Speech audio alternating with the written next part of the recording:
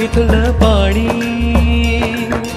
इथं निसर्ग हा टिकवूया, जसे जपतो रे बाळ सानूला, तसं झाड एक एक आता जपूया. या धरणीवर प्रेम करावे तोच आपुला धर्म खरा.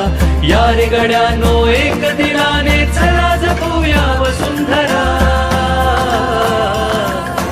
रूप नव्याने जुनी देऊया, चला जपूया वसुंधरा.